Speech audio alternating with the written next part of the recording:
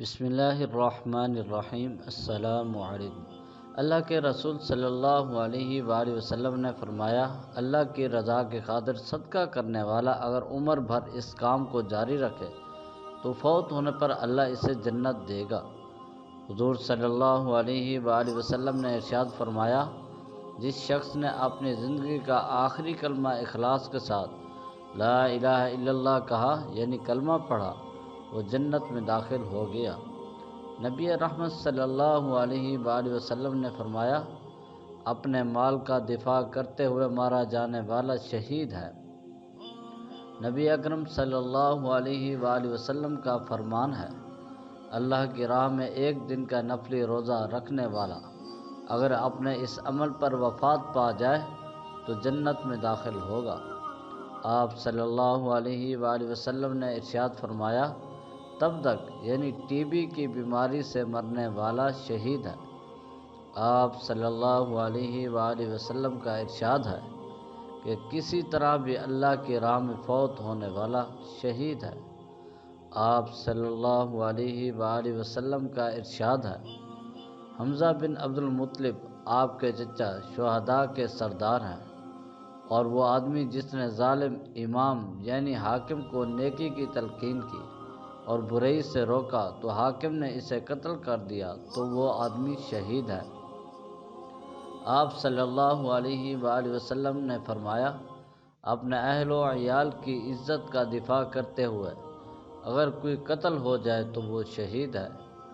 رسول اللہ صلی اللہ علیہ وآلہ وسلم نے فرمایا، جو شخص اپنے دین کے دفاع میں مارا گیا وہ شہید ہے۔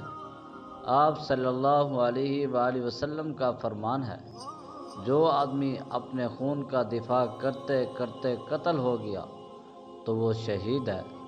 آپ صلی اللہ علیہ وآلہ وسلم نے فرمایا، جو عورت اپنے بچے کی پیدائش کی وجہ سے فوت ہو گئی وہ شہید ہے۔ رسول اللہ صلی اللہ علیہ وآلہ وسلم نے فرمایا، پہلو کے درد اور نمونیا سے مرنے والا شہید ہے۔ آپ صلی اللہ علیہ وآلہ وسلم نے فرمایا، طاعون کی بیماری سے مرنے والا شہید ہے۔ آپ صلی اللہ علیہ وآلہ وسلم نے فرمایا، اللہ کی راہ میں قتل ہونے والا شہید ہے۔ آپ صلی اللہ علیہ وآلہ وسلم کا ارشاد ہے، پیٹ کی بیماری سے مرنے والا شہید ہے۔ نبی اکرم صلی اللہ علیہ وآلہ وسلم نے فرمایا، غرق ہو کر مرنے والا شہید ہے۔ رسول اللہ صلی اللہ علیہ وآلہ وسلم نے فرمایا، ملبے تلے آ کر دم توڑنے والا شہید ہے۔ اچھی موت نیک موت کی نشانیوں میں سے ایک یہ بھی ہے کہ انسان کو اللہ مرنے سے پہلے خوشخبری دے دیتا ہے، موت کا خوف اس سے دور ہو جاتا ہے اور وہ خوشی خوشی اپنی عبادت، تیاری اور ذکر میں مشغول ہو رہتا ہے، جس سے موت کی ہلکانی اس پر زہر نہیں ہوتی، بلکہ اس کے دل میں یہ آرزو ہوتی ہے کہ کب وہ وقت آئے گا جب میں اللہ تعالیٰ سے ملاقات کروں گا، یعنی موت کا خوف اسے بالکل نہیں ہوتا۔ جیسے اللہ کریم کلمہ نصیب کر دے، اس سے اچھی موت کوئی نہیں۔ اللہ کے پیارے نبی صلی اللہ علیہ وآلہ وسلم نے فرمایا کہ جسے موت کے وقت کلمہ نصیب ہو تو وہ نیک موت مرا اور وہ جنت میں بھی داخل ہوگا۔ ایک دوسری حدیث کا مفہوم ہے کہ نبی کریم صلی اللہ علیہ وآلہ وسلم نے فرمایا، جس کا پہلا کلام لا الہ الا اللہ اور آخری کلام لا الہ الا اللہ ہو تو اسے جنت میں داخل ہونے سے کوئی نہیں روک سکتا۔ موت کے وقت جس کی پیشانی پر پسینہ آ جائے، یہ اس کے حسن خاتمہ کی نشانی ہے کہ اچھی موت مرا۔ جمعہ کے دن یا جمعہ کی رات کو جو فوت ہوتا ہے، اللہ اسے عذاب قبر سے محفوظ فرمائے گا۔ جامع ترمذی میں اسے بیان کیا گیا ہے، اللہ کے دین کا دفاع کرتے ہوئے جو دنیا سے چلا گیا یہ بھی اس کی اچھی موت ہے، اور جو شخص اپنی جان کا دفاع کرتے ہوئے جو اللہ کے پاس چلا گیا یہ بھی اس کی اچھی موت ہے۔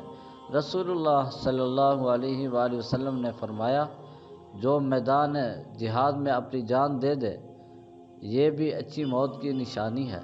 طاعون کی بیماری میں جو فوت ہو گیا وہ بھی شہید ہے۔ رسول اللہ صلی اللہ علیہ وآلہ وسلم نے فرمایا، کوئی ایسی بیماری جس کا تعلق پیٹ سے ہو، اس سے فوت ہونے والا بھی شہید ہے۔ بخاری کی روایت ہے کہ جو ڈوب کر پانی میں مر جائے یا اس سے کوئی چیز گر جائے، پہاڑ، چھت یا کوئی اور چیز، اور وہ فوت ہو جائے، وہ شخص بھی شہید ہے۔ پانی میں ڈوب جانے والا بھی شہید ہے۔ اس کے علاوہ کسی کو آگ لگ جائے اور وہ فوت ہو جائے، اس کی موت بھی شہادت کی موت ہے، اور شہادت ایک اچھی موت ہے۔ آپ صلی اللہ علیہ وآلہ وسلم نے فرمایا، ایسی بیماری جس سے پھیپھڑے ختم ہو جائیں اور انسان فوت ہو جائے، اس کی موت شہادت کی موت ہے۔ آج کل کے کرونا وائرس بیماری کی وجہ سے پھیپھڑے وغیرہ ختم ہو جاتے ہیں۔ جو اس طرح اللہ کے پاس چلا جاتا ہے وہ شہادت کا مرتبہ پاتا ہے۔ اللہ تعالیٰ سے دعا ہے کہ اللہ تعالیٰ ہم سب کو نیک موت عطا فرمائے۔ آمین ثم آمین۔